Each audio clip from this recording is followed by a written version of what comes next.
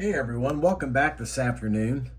I got a little bit of an update here. We've had a really nice day here in southern Ohio today. The sun was out, so I was able to get this downstairs completely wet sanded. I got all the feed marks off of that. And I had a conversation with Tim this morning about all the marks that are in the top of that is because this thing is printed upside down. So that is all the marks in there, or the grid that's on the plate. But they came out really easy. Now I noticed after I get primer on, I'm gonna see if this is gonna show up. Things you have to look out for. You see that raised up area right there? So I'm going to have to get that resanded, and then the whole front. Now these are things you need to look out for with a 3D printed part. You see the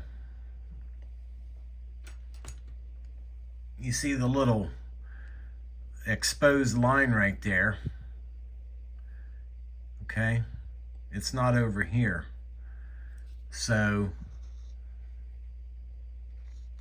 looking at some photographs up here, I need to round all of this off on both sides all the way over. I got to catch that little corner off right there.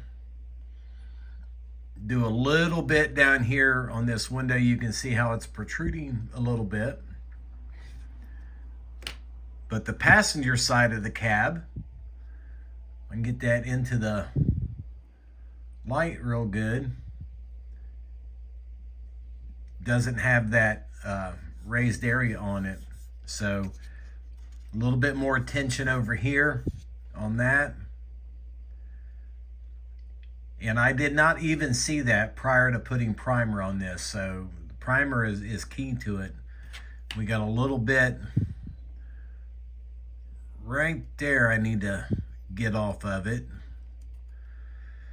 Now, talking with Tim this morning, he told me, give it a good wet sand, prime it, see where you're at, and then basically re-wet sand all of this back off.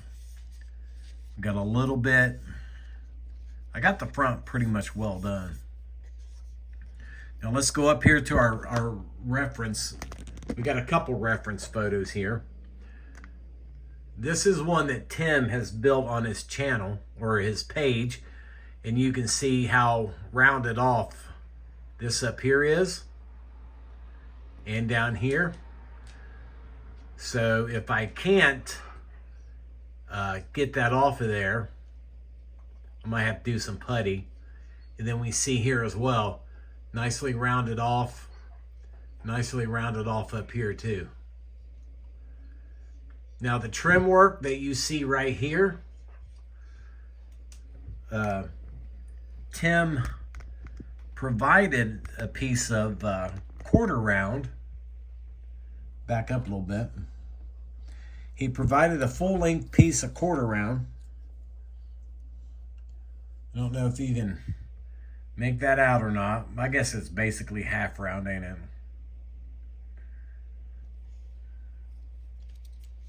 Now I've cut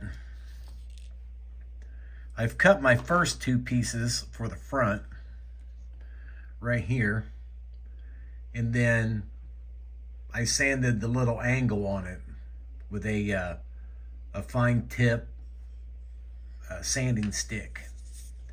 You just put it on there at an angle and slowly, file a little corner on that. I will start to add these after my next wet sanding. So you get two of them that go up here. I've got these two cut already. See if I can get my fat finger to hold that in there. Something like that. So we will get those two glued on the front. And then I should have enough to do one more here And then hopefully you can kind of see these indentations right there. That's where the other trims go. One here on the bottom, one up here on the top. I'll show you our photo example again. You can see that trim right there. Now, I'm not building the Indianapolis truck, but I'm just using that as my my example for now. All right, so progress continues, and I just wanted to point that out to you guys who are going to be ordering one of these cabs, or anybody really for that fact that's, you know, messing with this 3D printed stuff. You gotta make sure you get all the details sanded right, and look out for your little places like that. I mean, that sticks out like a sore thumb with primer on it. Now I'm trying to learn my lesson from the 700 cab where I did not get it sanded very well. So, you know, lessons learned, right? All right, guys, I want to say thanks for watching, and I'll see you in the next video.